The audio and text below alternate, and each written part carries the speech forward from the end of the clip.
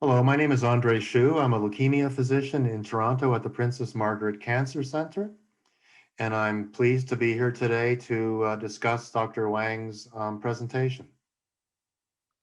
Hello, my name is Dr. Eunice Wang from the Roswell Park Comprehensive Cancer Center Leukemia Service in Buffalo, New York. I'm delighted to be here to be part of this discussion with Dr. Shu. So thank you very much for your nice presentation, Dr. Wang. It's a bit perverse to say this, but honestly, it's an exciting time to be treating acute leukemia. There are so many new drugs in the last 5 or 6 years. My patients don't think it's very exciting, but it's a very exciting time to be doing this. I thought I would go through your presentation and compare and contrast some of the things you've talked about with the way it would be happening in Canada. And the first thing you mentioned is you provided a 5-year update for the pivotal study of CPX351. CPX351 is not yet reimbursed in Canada. So we can obtain the drug via a compassionate market access program, specifically for the original indication. So elderly patients with AML, AML with myelodysplasia related changes, therapy related AML, but we're not able to access it yet outside of a compassionate program. The update that you showed at ASH from ASH this year showed the 5-year survival update from the pivotal study. And honestly, the update, the survival is really quite impressive. I think that reinforces that we should probably be using more of this drug in Canada. Unfortunately, because it was only available through a market access program, and for the company, Canada is actually part of Europe. Our compassionate drug came from the UK. So there were some logistic issues about getting the drug with respect to getting the drug in a timely manner.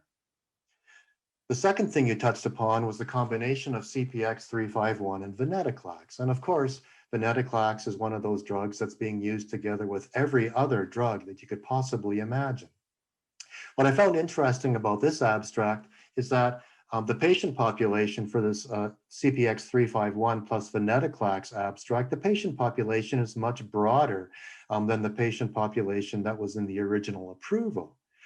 Certainly, if you look at the outcomes, the overall response rate of the combination is better than one would expect for either agent alone. Where we are in Canada right now with venetoclax is that venetoclax is also not yet reimbursed by the provinces. It's currently sitting at CADTH and PCODER, and we're awaiting a reimbursement decision to be passed on to the provinces in the very near future.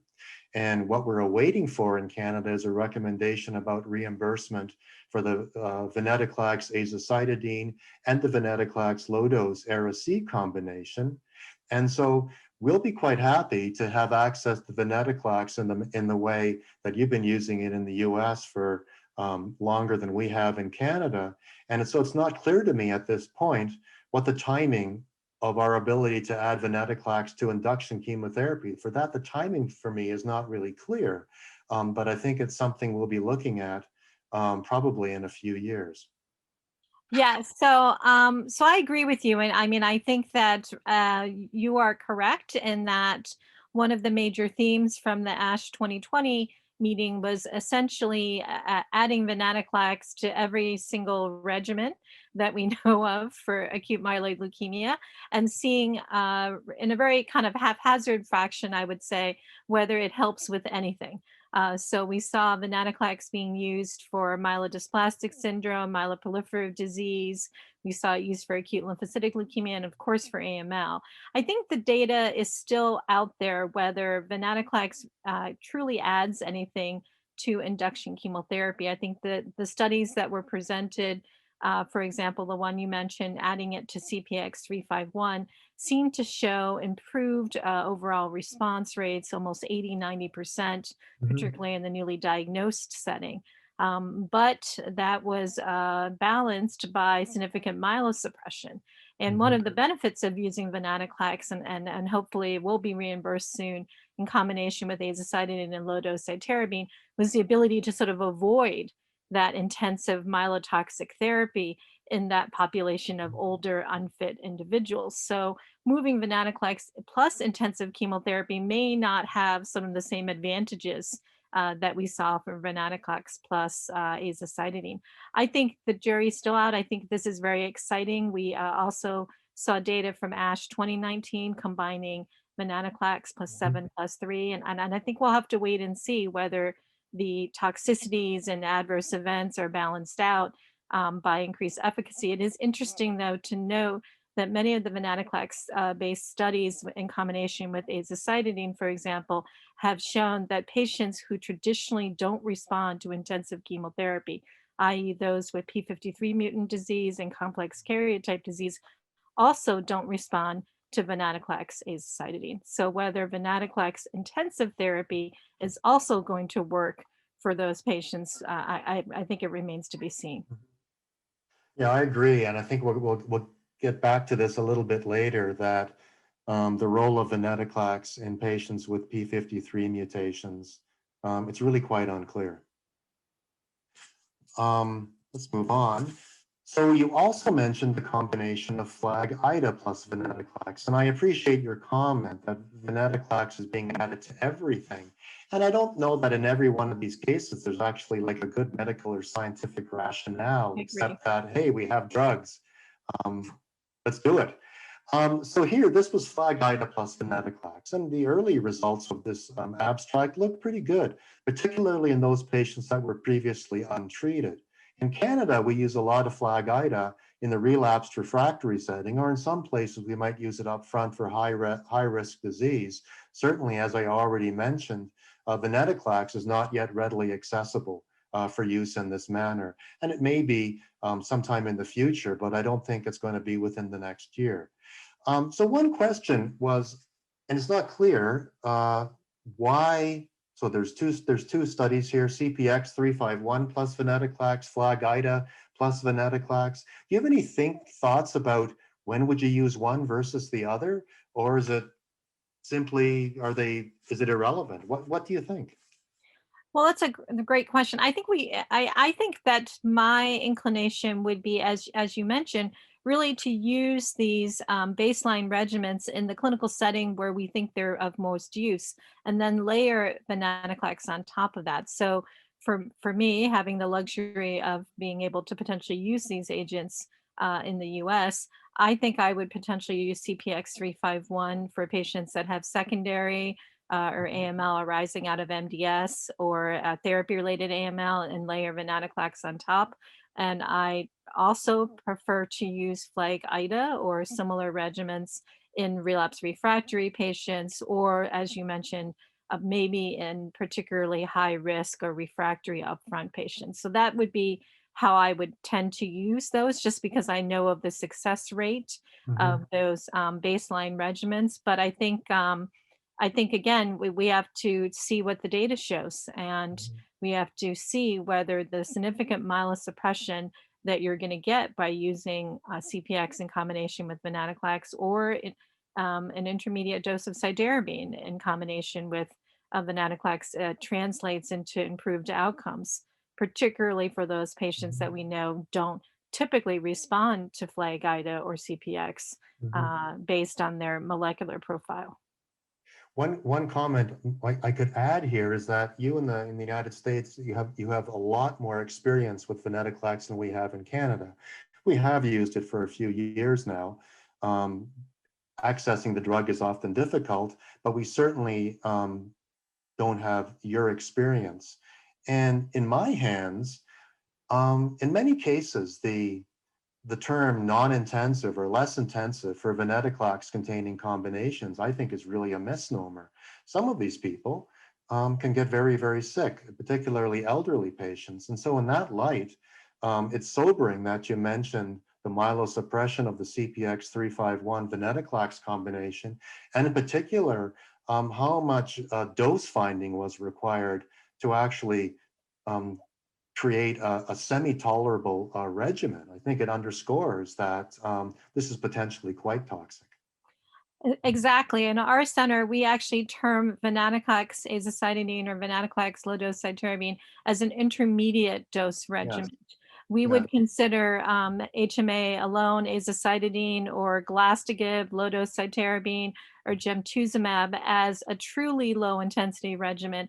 And we would typically reserve those for patients who have an ECOG performance status of 3 to 4, Mhm. or a Karnofsky performance status of less than 70%. As you recall from the VLEA trial, only patients that had an ECOG largely of 0 to 1 Mhm. and were very fit were able to receive those, and almost all the patients in the initial trials of venetoclax azacitidine received their therapy inpatient. And our center, because of travel and weather conditions, we typically hospitalize people for 3 to 4 weeks when we start venetoclax. So Okay. I agree with you. We consider it an intermediate dose as opposed to intensive cytarabine anthracycline based and truly low dose things like oral inhibitors or Glastigib or low-dose cytarabine.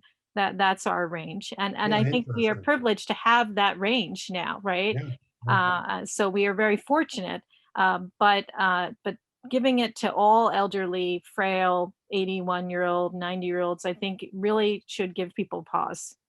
Yeah, I agree. And I think for us in Canada, there's going to be a big education piece. So right now, venetoclax use is restricted pretty much to leukemia centers and sort of satellite centers associated with leukemia centers. But once um, a reimbursement decision is made, and I'm assuming this will be made quite shortly, um, I'm concerned that there will be uh, venetoclax plus azacitidine used in a manner that people think is, the same as azacitidine. And what I've learned over the years is that venetoclax plus azacitidine is not like azacitidine. All the rules we learned over the years are thrown out the window here. So I think that there's going to be a big education piece for us in Canada once venetoclax becomes more widely available. Let's go on. So you also mentioned gilteritinib for a number of studies. You focused on several studies for FLT3 mutated patients. Just to bring you up to speed where we are in Canada with gilteritinib, gilteritinib does have Health Canada approval in the relapsed refractory setting. However, it's currently tied up at the provincial reimbursement stage. Seems to be a common theme here. As a single agent for relapsed refractory disease, with the pivotal study supporting this indication being the Admiral study. From ASH, you showed the gilteritinib plus 7 and 3 data. I found these quite interesting. The composite CR, I think, is pretty good. The 7 and 3 regimen that was used in that study is not exactly the same as what we would use, at least in my institution. We would use 60 milligrams per meter squared of daunorubicin, but in parallel with 200 milligrams per meter squared of cytarabine. So a little bit more cytarabine, a little less anthracycline than in this study. But nevertheless, I think the results looked pretty good. My question for you in this case was, there seemed to be a wild type FLT3 group in this study as well. And I'm not sure if this was just to facilitate patient enrollment, or if this was trying to answer a question of whether gilteritinib would also be effective in FLT3 wild type patients. What are your thoughts about that? So I believe that this was a phase 1b study, that the enrollment of the wild type patients was probably largely in the phase 1 early dose escalation findings, Mhm. where they were looking for signals for safety, tolerability, and dose limiting adverse events. Mhm. I think once they achieved their regimen, which I think is 14 days of gilteritinib, 120 milligrams per day, the majority of the patients subsequently enrolled on the study were those that had FLT3 mutation.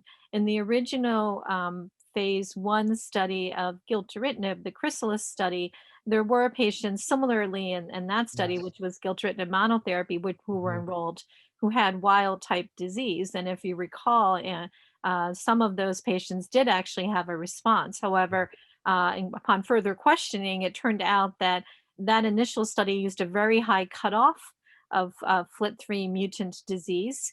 And so there were patients, and we enrolled patients on the study that were actually FLT3 mutant on our testing, but on centralized testing for the study, were actually FLT3 negative. So those patients actually were FLT3 positive. I'm not aware of any significant response rate in the Mhm. patients that did not have a FLT3 mutation, because as you know, unlike midostaurin or sorafenib, which we've used for many years, Mhm. gilteritinib is a pretty specific, highly Yeah. potent inhibitor that really only inhibits FLT3 mutant disease and AXL1 kinases. So I would be surprised if there was a great deal of activity in Mhm. patients that didn't have that mutation. Okay, so it was in there because it was an early phase study for dose finding, Right. and it was not an attempt to reproduce with gilteritinib what had previously been observed with midostaurin. That's what I would have assumed. I mean, I think that there's always hope, so that potentially Yeah. the investigators thought, well, why don't we, in the early stages, just open it up? But I'm not aware that there was significant responses. And I think when they looked at this very encouraging overall or CRC rate, they really focused on the FLT3 mutant patients and those really Mhm. getting 120 milligrams and above. Well, we'll be happy to have gilteritinib reimbursed for relapse refractory disease as a single agent. I don't imagine that we'll be adding it to chemotherapy in the very near future, but maybe there will be some way to access gilteritinib for this population in the near future. You also mentioned several studies looking at a FLT3 mutated AML. One was an interesting retrospective review looking at gilteritinib versus chemotherapy in the relapsed refractory setting, with the patients classified by a prior uh, kinase inhibitor. And, I think a couple of things fell out from this study for me. One was that gilteritinib appeared to be superior to chemotherapy in this setting. Not a big surprise, I guess. And it did suggest a possible route to get relapsed refractory patients to allo transplant more easily without chemotherapy. That's a scenario where we would have been using gilteritinib as a single agent in the relapsed refractory setting already, via a compassionate access program. I think this might support that approach a bit more. You also presented venetoclax plus azacitidine in FLT3 mutated patients. Yeah, this study had some efficacy, but to me, the real question was, what about the venetoclax plus gilteritinib, or the venetoclax plus gilteritinib plus or minus azacitidine triple combination? I think in that light, the venetoclax and azacitidine combination is not really the combination I want to know more about, but I'd rather know about some of the other combinations. What are your thoughts there? So I agree with you, and I think that the real question, as you mentioned here, is triplet therapy. I personally have not been incredibly wowed. I mean, it clearly is efficacious, venetoclax, azacitidine, in FLT3 mutant patients, but given the aggressive nature of their disease Mhm. and the biology and the contribution of FLT3 mutant signaling pathways to drive the underlying disease, I'm much more enthusiastic about combining a Mhm. FLT3 tyrosine kinase inhibitor, as like we talked about, gilteritinib plus venetoclax. The relapse refractory data showed that you could give venetoclax and gilteritinib again with some dose reductions and Mhm. truncated regimens, and a very high response rate, 85%, with that dual combination. The question is, would azacitidine really add anything to BCL2 Mhm. inhibition and FLT3? And I think we're seeing a lot of clinical trials in our country looking at ven-aza plus X drug, Mhm. whether it be a FLT3 inhibitor, an IDH inhibitor, a monoclonal antibody, an immune checkpoint inhibitor.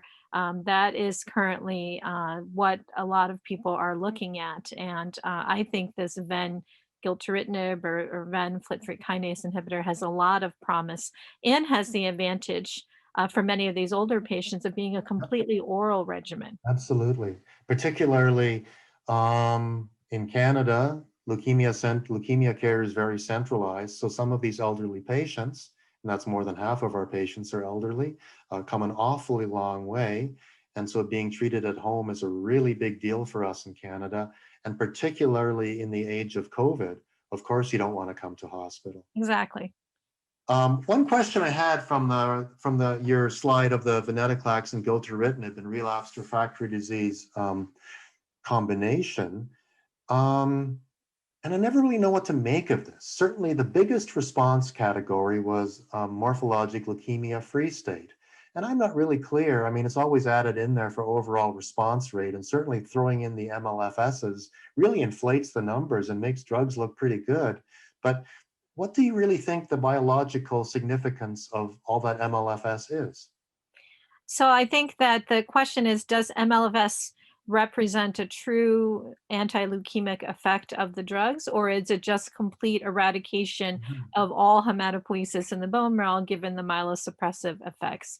And I think that those are two very important questions. For us, when we've used regimens like venetoclax, gilteritinib, the achievement of an MLFS at least makes my transplant team feel better about taking the patient into subsequent transplant because they have a criteria 10%, used to be 20% blasts, that they felt was too large of a tumor burden to successfully proceed to allogeneic stem cell transplantation. My question for MLFS is it really translating into any type of other endpoint like MRD positive, MRD negative disease? Because certainly we've had patients that have achieved morphologic leukemia-free disease and then have recurred 2 weeks later Oh, with recurrent absolutely. Yeah, blasts.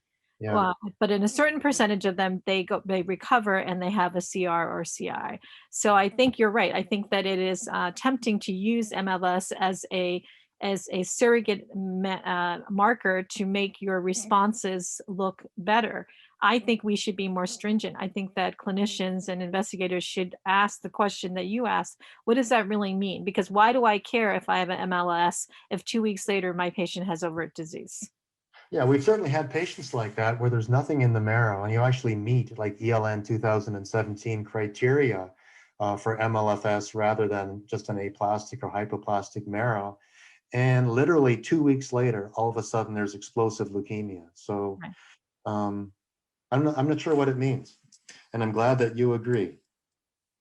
Um, the final topic I think we have time for is to briefly discuss P53 mutated AML. And this is also a really big deal. And I'm reminded of the Viale A study, which showed stunningly good CR rates for venetoclax in P53 mutated AML. And when we all first saw those results, we thought, wow, we have really fixed this gap. I mean, CR rates of 55%, but the overall survival was abysmal. So there were these wonderful upfront response rates that didn't really translate into anything. So it's interesting to see these combinations to see drugs such as magrolimab. If I interpret the study correctly, the complete remission rates were similar to Ven and plus AZA, so very, very good. But the overall survival rates are much better. So it's as if the best of both worlds. You have the high response rates of venetoclax, but you can carry them longer, I think, because of the magrolimab. Now, we're looking forward to using magrolimab. There's no Canadian experience with this yet at this point. We have a magrolimab study opening, I hope, if our institutional regulators agree, will open up in the summer, and then we'll gain some experience.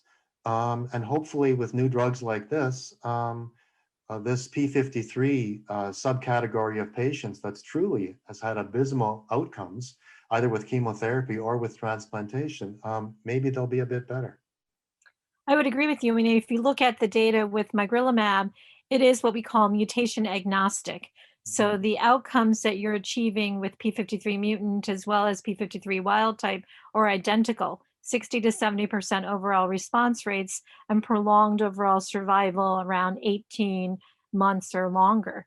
So I think that is the potential benefit of immune checkpoint or immunotherapeutics that don't rely upon some of the same processes. I mean, we recall BCL2 upregulation is a common mechanism of resistance to standard chemotherapy for acute myeloid leukemia. So, for some reason, P53 mutant disease can be controlled, but not achieve long term remission with that therapy.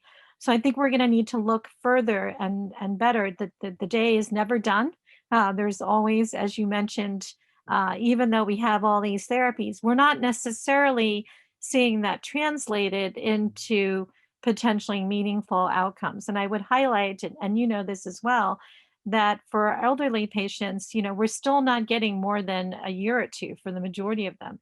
Even with then AZA, I mean, the phase 3 of the LEA, 14 months, right? The initial studies had said something like 28 months and then 21 months and then Yep. 18 months. And then Yes. the phase 3 was 14.7 months. And I mean, that was a great achievement, but for an overall response rate of 67%, gee whiz, couldn't we have gotten 2 years?